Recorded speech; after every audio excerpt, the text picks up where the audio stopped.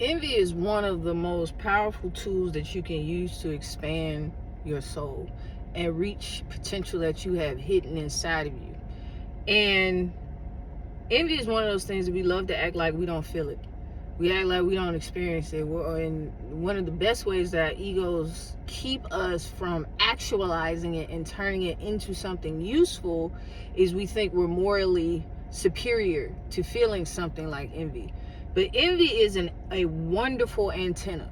When you start to embrace your darkness, embrace the things that you don't want to feel that happen within yourself, because those places are where all the gems are hidden. All the easy stuff, that ain't where you're gonna find the majority of your potential. The majority of your potential is hidden away in all the shit that you don't want to look at in yourself. And envy is one of those beautiful things that is a gift to us, that it's a signal, right? So we can hear about something resonating with us. We can get into that love and light spirituality, and we hear about, well, something resonated with my heart. Resonance goes both ways. The reason why you envy something is because you already have the blueprint somewhere inside of you that gives you the ability to see it. You would not be able to see it unless you knew what it looked like, right? So the reason why you're picking up on something in someone that you don't like, that you are jealous of, is because you have a signal within yourself that is resonating with something that you see. Now, what you have to do in these places is take your emotion out of it, because you can get stuck on a superficial place where your ego will take you and say, hey, everybody be faking it, man. You don't know. They could be portraying their life this way, and they could be living in hell behind closed doors. While this is very true, and it happens a lot in society today, especially with social media and things of that nature, we see a lot of people pretending to be something that they're actually not. While this is true, that ain't your business, okay? This is where minding your spiritual business comes into play, because you can get caught up in the egoic level of spirituality where they steadily talking about going within, but you making a judgment about somebody might be faking their life. That's outside you. That's out there somewhere, and you don't even know the truth of that. You making a good guess through your own perceptions that are inside of you. So this is where you have to go within for real and mind your business and figure out what it is that you're seeing in this person. So when you come into these places where you see something that you might envy about somebody, there's something inside of you that's picking up on something. And usually we be pissed off at ourselves because we haven't turned it into something. We see something that we want, but we haven't figured out how to get it through ourselves yet. And so it's showing you something that you desire on some level, and it's usually not going to be in the exact same way, but it's something that you desire in some level that you want to actualize. And you can get trapped in that space of saying, well, everybody faking it, or I'm morally superior to wanting this particular thing, and then you don't get any depth. You don't go anywhere. And this is where you have to put your ego on game. Your ego is designed to keep you functioning well in the physical realm, but you also have to educate it, okay?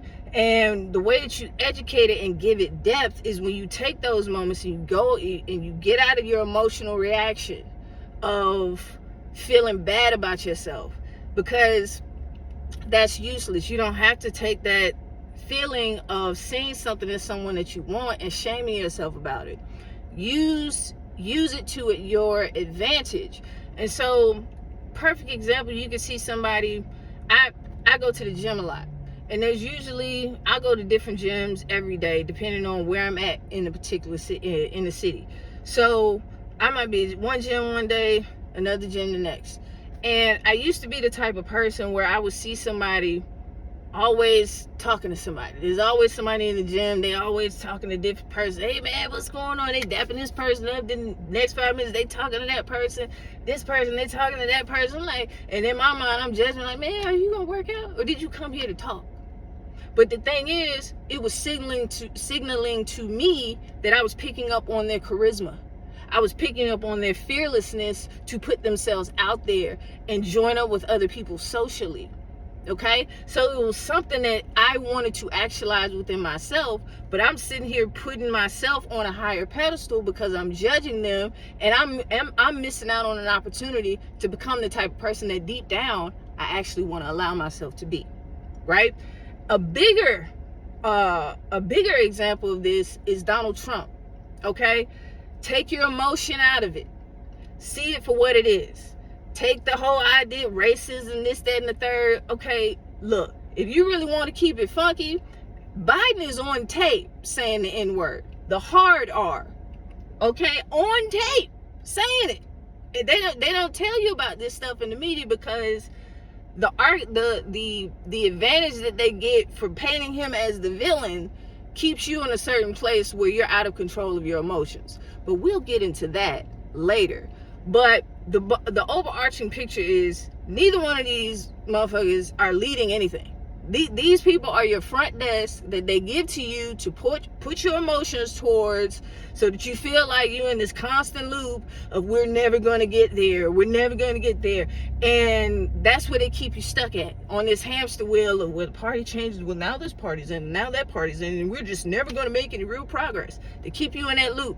But anyways, Donald Trump is a perfect example of this, and he triggers so many people because most people live their lives confined in a box that they feel that they have to be in and perform according to in order to maintain their livelihood or some semblance of safety, but they don't never really get to true peace or true free expression of who they are. And I noticed this change happen in me when I started working for myself. When I was in the same group of people that saw him as racist, saw him as this, that, and the third, and he's the reason why the country is all hell in a handbasket, because I always felt like the president was supposed to follow into political correctness, right? You're supposed to fit in this perfect image, and even though you're a fucked up person, you don't present that, you don't show that to the world, you keep it cute. Okay, but that whole keeping it cuteness is why everybody is on the brink of psychosis now. People are tired of faking it. People are tired of acting a certain way so that they can keep going along to get along so that they can make a living. Okay, this is what's really going on in society as to why people are so angry right now. Because as a human being, you are put here to express your truth, not to perform what you want people to think is the truth so you can stay safe. It gets you by for a while until it doesn't. And so when I was working in a place where I had a good amount of freedom, I had a good job, I made a good decent amount of money, I was able to have freedom maybe 80% of the time of my life. I controlled my schedule, I worked from home, I had it all made.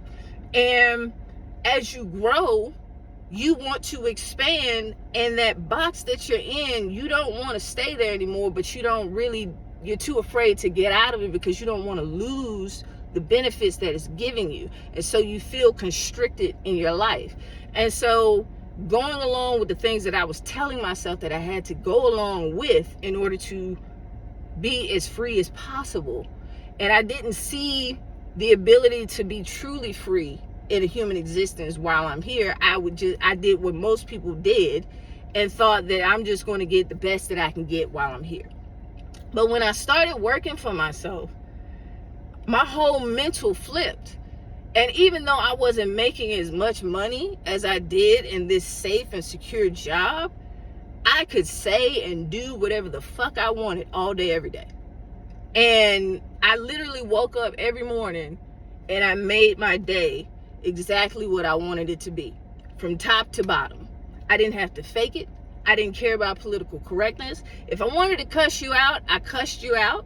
If I didn't want to work with you, I said I didn't want to work with you. And I had that ability, I had that freedom to be who I was all the time. And so someone like Donald Trump is a representation, he's an archetype of what the average person day to day feels that they cannot be. And it pisses you off that the person that is supposed to be leading this country and keeping our little boxes safe and secure just gets to run around and do whatever the fuck he wants to do. How dare you? How dare you say what's actually on your mind? How dare you walk around and you don't keep it cute like I have to keep it cute all day long. It's because you're a white rich man and I don't get to do that same thing. It ain't got nothing to do with that. Because when you are actually a person that has had a taste of that, you come to realize real quick it ain't got nothing to do with what they tell you it got to do with. But you haven't had a taste of it, so you don't know. You have to listen to the pundits, you have to listen to the media, you have to listen to the celebrities, you have to listen to the people that are outside, or what you think are outside of that box, that have the freedom that you think you want to have for yourself, are experiencing. You listen to what they think. And people like him trigger that desire that's going on inside of you. But the whole point is that envy points you towards things that you have not actualized within yourself, that you want to actualize in some form, but you don't have the courage or don't have the belief that you can. And so the way that we cope with that as humans is that we place ourselves on a moral righteousness pedestal to say that, oh, I'm above that, or I think I don't care about the particular thing. But that keeps you from so much that's going on within you that you can turn into potential energy. That's potential energy that you can turn into actual useful energy and help you to expand your life past the boxes that you keep yourself in. So that was that's my point. You know, when you come across something that you envy, first admit that you envy this thing, because until you come to grips with the fact that you actually see something that you like, you're not going to be able to get it. And take your emotion out of what you're seeing in terms of shaming yourself about desiring something that you don't have, and that, you know, because all of that is ego that keeps you trapped. So see it for what it is. Be honest with yourself about what you see, and search within yourself where there may be places that you're holding yourself back from expressing yourself, holding yourself back from being more of what you actually want to be. That's all I got.